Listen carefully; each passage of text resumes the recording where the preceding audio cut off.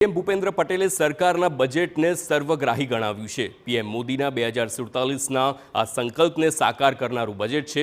ગરીબ, યુવા, ખેડૂતો અને નારી શક્તિને વિશેષ પ્રાધાન્ય આ બજેટમાં આપવામાં આવ્યું છે। 5G ગુજરાત બનાવવાની દિશામાં વિકાસશીલ આ બજેટ છે। ગરવું, ગુણવંતુ, ગ્રીન, ગ્લોબલ અને ગતિશીલ ગુજરાત માટેનું આ બજેટ રજૂ કરવામાં આવ્યું છે।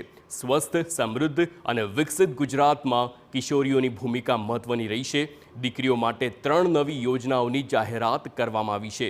નમો લક્ષ્મી યોજના, નમો સરસ્વતી યોજના અને નમો શ્રી યોજનાની જાહેરાત કરવામાં આવી છે। નિર્મલ ગુજરાતના બજેટ માટે 2 ગણો વધારો કરવામાં આવ્યો છે। 7 મહાનગરપાલિકાને મહાનગરપાલિકાનો દરજ્જો આપવામાં આવશે। આ તમામ નગરપાલિકાઓ જે હવે મહાનગરપાલિકા બનશે, અમદાવાદ, ગાંધીનગર અને ગિફ્ટ સિટીને ટ્રાય સિટી તરીકે વિકસાવવામાં આવશે।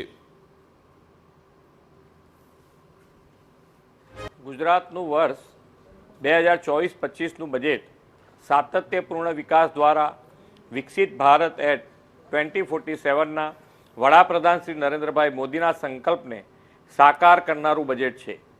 સમગ્ર સમાજના સર્વગ્રાહી વિકાસ સાથે ખાસ કરીને ગરીબ, યુવા, અન્નદાતા અને નારી શક્તિને વિશેષ પ્રાધાન્ય આપીને તેમના વિકાસને પ્રોત્સાહિત કરતું આ બજેટ છે। ગયા વર્ષે ઐતિહાસિક રૂપિયા 3 લાખ કરોડનું વિકાસલક્ષી બજેટ આપ્યું હતું। આ વર્ષે ફરી એકવાર તેમાં 10%નો વધારો કરીને 3,32,000 કરોડની માતબર જોગવાઈવાળું બજેટ જનતા જનાર્દનની સેવામાં અમે લાવ્યા છીએ।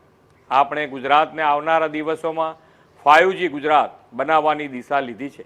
5Gનો અમારો અર્થ છે અન્ય પ્રદેશોથી શ્રેષ્ઠ હોય એવું ગરવું ગુજરાત, મૂલ્યનિષ્ઠ નાગરિક જીવન, પર્યાવરણ સંતુલન અને સાંસ્કૃતિક વારસાના જતન સાથેનું ગુણવંતુ ગુજરાત, રિન્યુએબલ એનર્જી અને સર્ક્યુલર ઇકોનોમીને પ્રાધાન્ય આપતું ગ્રીન ગુજરાત, સમગ્ર વિશ્વ સાથે આર્થિક અને સાંસ્કૃતિક રીતે જોડાયેલું ગ્લોબલ ગુજરાત, અન્ય પ્રદેશો કરતાં વૃદ્ધિ દર વધુ હોય તેમજ બદલાતી વૈશ્વિક પરિસ્થિતિમાં પણ આર્થિક રીતે અગ્રેસર રહે તેવું ગતિશીલ ગુજરાત।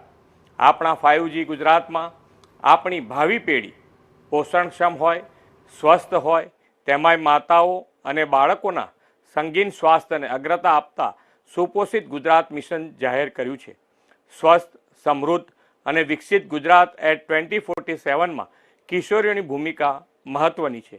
આપણે આવી દીકરીઓના પોષણ, આરોગ્ય અને શિક્ષણ ત્રણેયને પ્રોત્સાહિત કરવાનો હોલિસ્ટિક એપ્રોચ અપનાવ્યો છે। આ માટે 3 નવી યોજનાઓ નમો લક્ષ્મી યોજના, નમો સરસ્વતી યોજના અને નમો શ્રી યોજના જાહેર કરી છે। આદરણીય વડાપ્રધાન શ્રી નરેન્દ્રભાઈ મોદીએ સ્વચ્છતાનો સંદેશ ઘરે ઘરે ગૂંચતો કરીને સ્વચ્છતા માટેના જન આંદોલનથી સ્વચ્છ ભારતની પ્રતિબદ્ધતા દર્શાવી છે।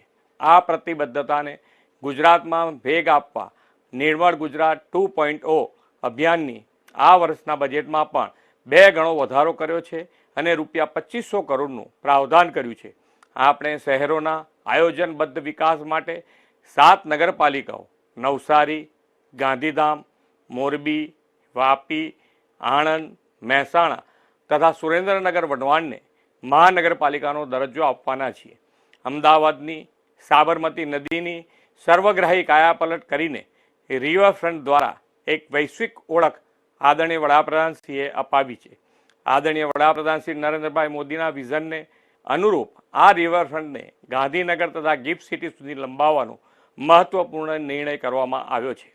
અમદાવાદ, ગાંધીનગર, ગિફ્ટ સિટીની ટ્રાય સિટી તરીકેની આગવી વિકાસ ઓળખમાં આ સળંગ રિવરફ્રન્ટનું નવું સીમાચિહ્ન બનશે।